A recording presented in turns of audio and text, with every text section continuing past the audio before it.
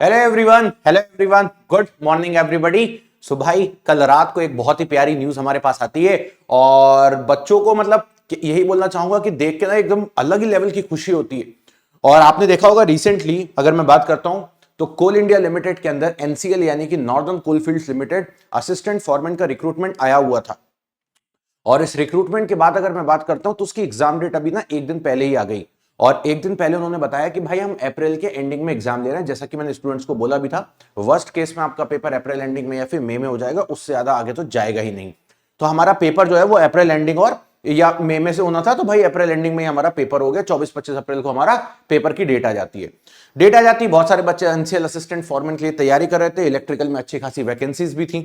और जैसी डेट आई उसके नेक्स्ट डे कल रात को अचानक से आपका कोल इंडिया लिमिटेड का ही असिस्टेंट फॉरमैन का एक और नोटिफिकेशन आ जाता है। इस वीडियो को एंड तक देखिएगा। और जब ये नोटिफिकेशन आता है तो भाई इसने तो चीजें ही बदल डाली पूरी की पूरी। और ये नोटिफिकेशन आता है हमारा कोल इंडिया लिमिटेड का एसईसीएल का। सर एसईसीएल क्या होता है? देखिए, कोल इंडिया लिमिटेड जो है वो पिछले काफी वर्षों से हमारे पूरे के पूरे इंडिया को अलग अलग डिवाइड एंड सेक्शंस के अंदर वर्कआउट करती है।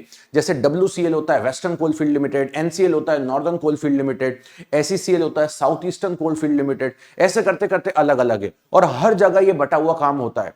काफी सालों से इसमें कोई रिक्रूटमेंट नहीं आ रहे थे, लेकिन इस साल देख के लग रहा है कि यार मुझे तो लगता है कि कोल इंडिया लिमिटेड अपने सभी कोल फील्ड्स के अंदर रिक्रूटमेंट करने जा रहा है। क्योंकि रिसेंटली NCL खत्म होता है और NCL के बाद उन्होंने SECL का रिक्रूटमेंट निकाल दिया। सेम पोस्ट के लिए निकाला हुआ है SECL की अगर मैं बात करता हूं तो SECL के हेडक्वार्टर छत्तीसगढ़ बिलासपुर के अंदर आते हैं।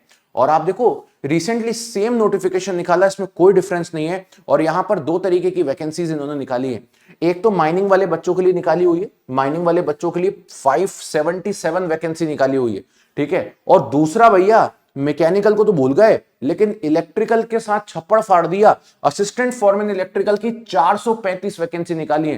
प्रभु, इतनी ज्यादा तो कभी SSC JEE के अंदर भी अकेली इलेक्ट्रिकल की वैकेंसी नहीं आई थी। आप इमेजिन करिए 400 वैकेंसी इलेक्ट्रिकल की ऑल ओवर इंडिया एलिजिबल है।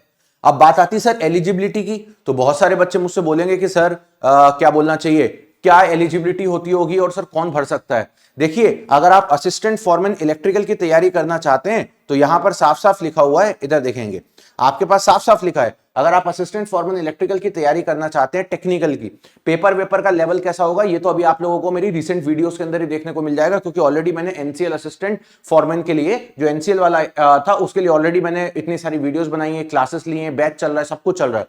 सेम वही चीज है, कोई डिफरेंस नहीं। एग्जाम का पैटर्न भी वही रहेगा, उतने ही टाइम में पेपर भी हो जाएगा, ठीक है। सैलरी भी उतनी ही होगी। अच्छा, कोई बच्चा जानना चाहता है कि सर सैलरी कितनी होती है? एकमात्र JEE का ऐसा एग्जामिनेशन है जिसमें सबसे ज्यादा सैलरी है। इसकी सैलरी 1 लाख के ऊपर होगी आप लोगों की पर मंथ।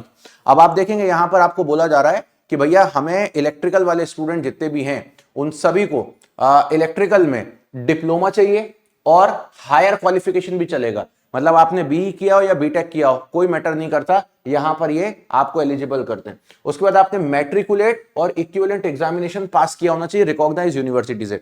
तो आपने मैट्रिक पास किया हो, उसके बाद आपने डिप्लोमा किया हो, या फिर आपने डिप्लोमा नहीं करके इंजीनियरिंग करी हो, या फिर आपने डिप्लोमा के बाद इंजीनियरिंग करी हो, सभी बच्चा यहां पर एलिजिबल कर दिया गया है।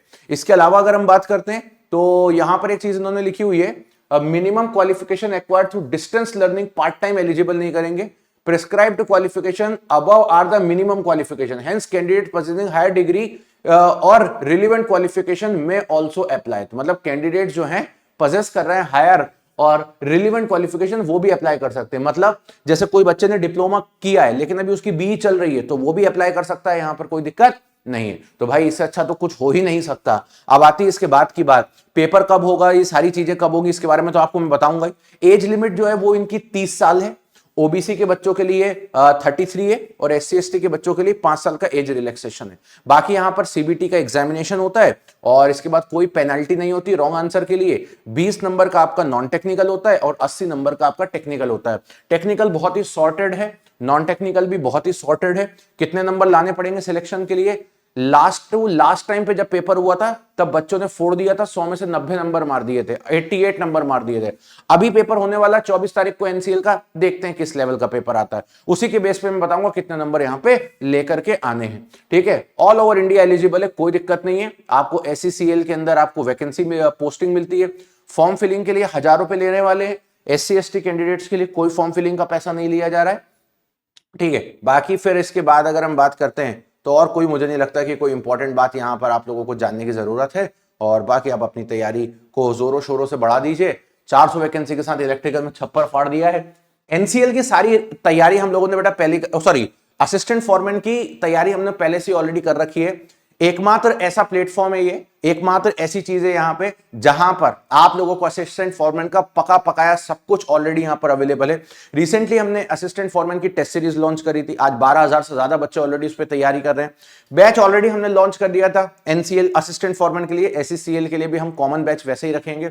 इसके बाद तीसरा अगर हम बात करते हैं तो YouTube क्लासेस पहले भी चल रही थी, आगे भी चलती रहेंगी, तो सारी चीजें आपके लिए ऑलरेडी अवेलेबल है, फिक्स है। तो बढ़िया तरीके से तैयारी करिए और बढ़िया तरीके से फोड़िए। चैनल को सब्सक्राइब कर लीजिएगा, सेशन को लाइक कर लीजिएगा। Bye bye, take care and love you everybody. और वीडियो के नीचे जरूर कमेंट करके बताइएगा कैसा लगा आपको ये नोटिफिकेशन। और एक बात बोलूंगा, पहली बार ऐसा हो रहा है कि एनसीएल के बाद एससीसीएल आया है, तो मेरे को लगता है कि डब्ल्यूसीएल के भी चांसेस हैं। और अगर डब्ल्यूसीएल आ गया तो यही पोस्ट आपको 400 ना दिख के 600 के ऊपर दिखेंगी, because WCL is very very big area.